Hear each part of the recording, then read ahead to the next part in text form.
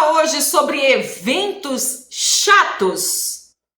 Muito prazer, se você não me conhece, eu sou a Nath Moraes. Seja bem-vindo, pode entrar, a casa é sua, tira o sapato. Não, tô brincando, sapato... Não precisa tirar o sapato, não. Eu tô tentando descontrair porque hoje o papo, ele é direto e reto e talvez possa incomodar algumas pessoas.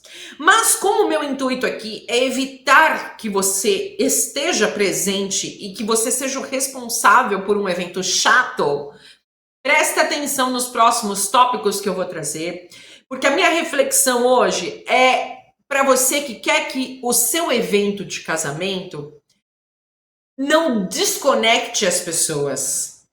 Sabe? Tem noiva que pede assim, pede para o celebrante falar para ninguém mexer no celular. Mas por quê? Porque essa pessoa, muito provavelmente essa noiva ou esse noivo, já deve ter presenciado uma experiência de uma cerimônia de casamento chata em que, se duvidar, eles mesmos ficaram no celular. Tem coragem de assumir? Aqui nos comentários. Se você já foi um desses que ficou no feed do Instagram enquanto tava lá rolando a bênção lá pro casal. Eu também, eu assumo. Eu assumo, cerimônia chata, cerimônia monótona, sabe aquele discurso prolixo. Ou é isso ou é dormir, ou eu sinto sono. Então, no vídeo de hoje, eu separei 4 aspectos que tiram a fluidez do seu casamento. Em especial, nesse vídeo, primeiro, sobre a sua cerimônia. Então, se você quer, a partir desse, o vídeo de número 2, que é falando mais especificamente sobre a sua festa, deixa aqui nos comentários, que é muito importante eu saber se vocês querem. Porque produzir conteúdo tem que ser quando vocês querem, o que vocês querem ouvir, certo? Não é o que vem aqui na minha cabeça, sonhei e vou fazer aqui para vocês. Mas então, focando aqui nesses 4 pontos que tiram a fluidez da sua cerimônia, prepare-se, anote, principalmente se os senhores não contratarem uma assessoria de casamento. Eu sou 100% a favor da economia inteligente, ou seja, economiza na decoração, economiza nos doces, economiza no show pirotécnico que vai ter na festa, enfim, economiza para que vocês tenham um orçamento para poder contratar uma pessoa responsável por organizar e conduzir, né, toda a dinâmica de blocos que consta num evento chamado casamento e que vocês, noivos, não estarão encabeçando, vocês não estarão responsáveis, não tem como. Não tem como. Então eu sou super a favor, tá? Mas esse é um assunto para um outro vídeo. Mas principalmente para vocês que não quiseram, né, fazer essa contratação, existem alguns pontos que, se vocês tomarem nota e organizarem antes, vocês vão minimizar esses rombos, esses hiatos, sabe, que tiram o dinamismo da sua cerimônia de casamento. E tem vídeo aqui, inclusive, no canal, onde eu falo sobre o tempo ideal da cerimônia de casamento, que, ao meu ver, varia entre 40 a 50 minutos como tempo ideal para ser emocionante, ser memorável, conter todos os blocos que fazem parte da cerimônia de casamento, certo? Mas tem alguns pontos que eu desmistifico e apresento para vocês para que seja possível a cerimônia caber dentro dessa minutagem, certo? Tá aqui o link na descrição aqui do vídeo para você sair desse e ir direto para lá. Mas vamos lá. Qual que é o primeiro rombo na sua cerimônia? São as entradas lentas e individuais. Tá, Nath, o que você quer dizer com isso? Antes de mais nada, meu intuito aqui não é desestimular a fazer o que te der na telha. O casamento é seu, você pode fazer do jeito que você quiser, mas é meu papel, é minha responsabilidade aqui dizer para você como cada coisa acontece. Porque uma coisa é a gente mensurar na nossa cabeça, outra coisa é na hora, com emoção à flor da pele. E a emoção é quem dita o ritmo do evento. Você vai lembrar dessas minhas palavras depois que você se casar. É a emoção quem dita o ritmo. E você vai entender. Quando eu falo sobre entradas lentas e individuais, pensa o seguinte: quanto mais casais pares de padrinhos você convidar para o cortejo de entrada, mais tempo vai ser necessário até que vocês possam ir desfrutar da festa. Cerimônia de casamento começa quando os dois estão no altar, certo? Ou seja, cortejo inicial não é cerimônia. Então, se você chamou lá 25 pares de padrinhos e madrinhas, a cerimônia terá 50 minutos a partir do momento em que vocês dois estiverem no altar. Tendo isso em mente, quanto menos pessoas para esse cortejo inicial, mais dinamismo e mais rápido você já vai poder desfrutar da segunda etapa, né? Que é o seu casamento, que é a festa. No caso, se o seu casamento é no horário do almoço, mais rápido o serviço de buffet vai começar, né, a acontecer. Agora, se você convida 25 pares de padrinhos e madrinhas e ainda quer que eles entrem individualmente,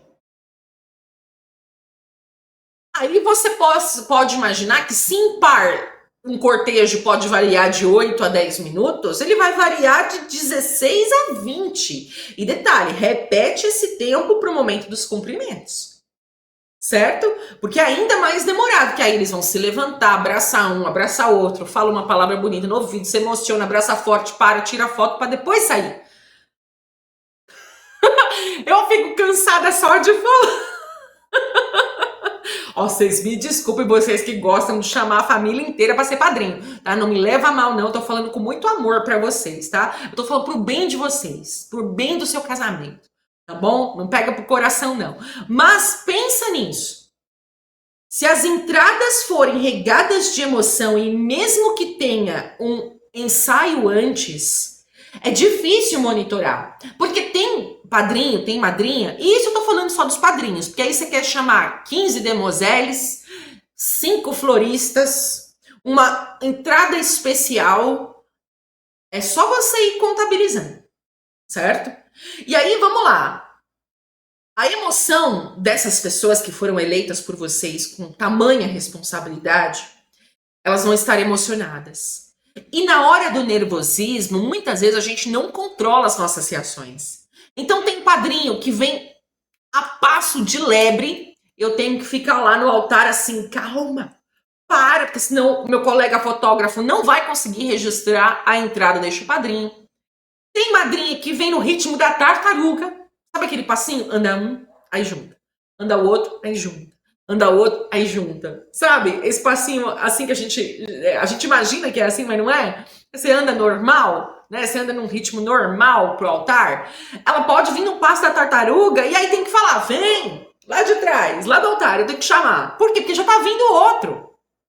Então a minha intenção é que você otimize esses blocos para que você desfrute do tempo que você está contratando ali, seja do espaço, seja dos músicos, tá? É para o seu bem, não é para o mal, não. O segundo ponto são os votos. Tem vídeo aqui no canal, também tá aqui na descrição, onde eu falo tudo sobre votos. Aliás, a gente escreve os seus votos praticamente juntos, tá? E aí eu falo para vocês qual que é a minutagem ideal para vocês, né, fazerem os votos de vocês. Recomendo bastante que vocês assistam, até para ajudá-los na hora de escrever a sua declaração de amor. Mas é um tempo que é cronometrado. E detalhe, a expertise do celebrante vai ponderar, inclusive, se vocês se emocionarem. Porque tem noivo que mesmo lendo lá no papel impresso, no celular, às vezes o nervosismo é tão grande que ele come a leitura. E aí a leitura que ia durar 3 minutos, dura 1. Ou então, aquela noiva que tá super nervosa, que ao invés de falar o que tá escrito durante 3 minutos, ela fala, vira 6. E aí imagina se ela fala demais e as pessoas começam a se desconectar. Porque não tem jeito, cai. Se você fala muito, cai. O momento do seu voto de casamento é uma declaração para o seu amor. Você não precisa necessariamente contar a sua história inteira naquele momento de voto. Para isso, você contrata um celebrante como eu, que personaliza a cerimônia do jeitinho que vocês querem, do começo ao fim. É uma perspectiva a respeito da história de vocês que até vocês vão se surpreender. Mas naquele momento é para vocês se declararem, falarem coisas que dizem respeito ao universo de vocês. Sabe, intimamente, se for o caso, as projeções para o futuro, sabe, com os comprometimentos, enfim. Embora seja falado para todo mundo e exista até um roteiro que vocês podem estruturar, que é o que eu proponho nesse vídeo, mas é para vocês. Então não precisa se delongar muito, sabe? Não precisa falar muito, contar detalhes específicos, porque já vai ser conduzido dessa forma, certo? Então tem que tomar cuidado, porque o tempo ideal é dessa maneira, tá? O terceiro ponto, ele também tem um discurso envolvendo, mas já não é mais o de vocês. É o de uma terceira pessoa. Nath, o que você acha de alguém falar no momento da cerimônia? Acho lindo, acho ótimo. Eu super compartilho meu microfone, cedo a palavra para alguém de tamanha importância para vocês. Seja um juiz de paz, seja um tio que vai falar palavras bonitas, sabe? Alguém, um pastor, um ministro religioso, né, da fé de vocês que queira conduzir o momento da bênção. Eu fico agraciada com essa possibilidade. Agraciada. Porém, tem dois pontos importantes. O seu celebrante de casamentos precisa saber disso. E essa pessoa que vai, né, receber o microfone, vai receber a oportunidade de fala, precisa saber que tem um celebrante. Um caso para vocês. Já dividi a cerimônia diversas vezes com o juiz de paz. Juiz de paz que vai lá no casamento para poder fazer a parte legal, efeito civil lá na hora para já entregar certidão para vocês. Porém, eles não fazem personalização. Eles fazem a leitura dos termos do livro, né, a leitura dos termos legais. Até sim são carinhosos nas palavras, tá? Falam palavras muito importantes, mas eles são muito objetivos. Não tem personalização. Então imagina, seu celebrante começa a falar da história de vocês, aquela coisa linda, aquela coisa emocionante. No meio vem o efeito civil, a energia faz assim, ó. Por quê? Porque ninguém tá com muita paciência, ninguém tá realmente entregue, inclusive para o momento civil, o momento legal. E aí eu tenho que rebolar para pegar a atenção de todo mundo de novo, para então finalizar a cerimônia. Então, qual é a minha estratégia? O juiz de paz fala primeiro. Até porque quando eles falam, eles rapidinho vão embora. Então, a palavra é sua de início, faz o efeito civil e aí eu continuo com a parte mais simbólica e mais emocionante, a parte mais floreada da cerimônia toda, tá? E faço isso sem nenhum problema. Mas meu tio quer falar. Já aconteceu isso, sem problema nenhum. Agora a questão é, se vocês querem, e eu sempre escuto isso, a gente quer uma cerimônia não muito longa, a gente quer uma cerimônia divertida, a gente quer uma cerimônia leve. Só que eu não tenho o controle das palavras dessa pessoa eleita por vocês. A única coisa que eu tenho de controle, e ainda naquelas, é a minutagem que eu vou propor e o meu discurso que vem depois. Porque dependendo da energia na fala dessa pessoa convidada, se for um discurso muito espiritual ou se for um discurso emocional, assim, demasiadamente, eu tenho que ter a sagacidade para trazer energia de volta para alegria, para festa, bora pro beijo e faço alguma brincadeira que vai deixar um ambiente descontraído, entende? Aonde eu falo que eu perco o controle é porque eu não tenho como interromper o discurso dessa pessoa. Não, agora acabou seu tempo, chega. Não tenho como fazer isso, tá? Então, é responsabilidade de vocês, quanto casal, certo? Avisar o seu celebrante que terá a participação de uma pessoa e facilitar o acesso dessa pessoa com o seu celebrante. Eu, por exemplo, eu entro em contato, eu me apresento, eu converso, eu extraio dessa pessoa o que ela tá querendo dizer para que eu não seja repetitiva no meu roteiro, certo? E ao mesmo tempo que eu, como uma autoridade do dia, deixe essa pessoa à vontade para falar dentro de uma minutagem controlada, certo? Então, se o tio só vai ter 5 minutos de fala, o que é bastante, certo? Ele consegue criar, se sentir confortável para agir dentro daquela maneira. Fui num casamento uma vez, onde foi dada uma palavra, desculpa, para um membro da família, e aí ele viu que o tempo estava se acabando, né? E não que eu fiquei botando pressão, mas ele entendeu que ele já estava falando demasiadamente. Aí ele cortou o discurso dele abruptamente. Eu continuei a cerimônia, fui até o final da cerimônia, e na hora que os noivos estavam saindo, ele pegou o microfone e acrescentou algumas palavras. Então você imagina os noivos parando no meio do caminho para o altar, todo mundo que já estava jogando até as pétalas de rosa tiveram que olhar para trás para ver o que ele ia falar. No fim, ele ficou tão desconfortável que mais uma vez ele interrompeu o que ele ia falar. Então, meu intuito aqui não é falar para você não pedir para alguém falar, ao contrário, fica lindo. Se vocês se sentem confortáveis para ouvir palavras de alguém eleito por vocês, façam isso. Mas precisa ter a coordenação do seu celebrante, sabe?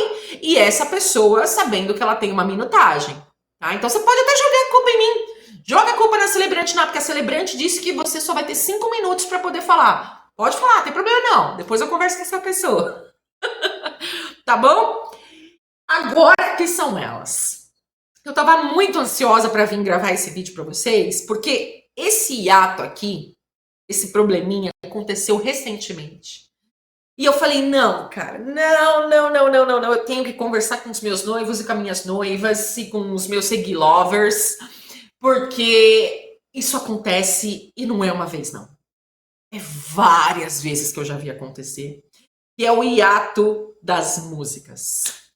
E aí quando eu falo hiato, não necessariamente é um período sem música, não. Às vezes é com música também, tá?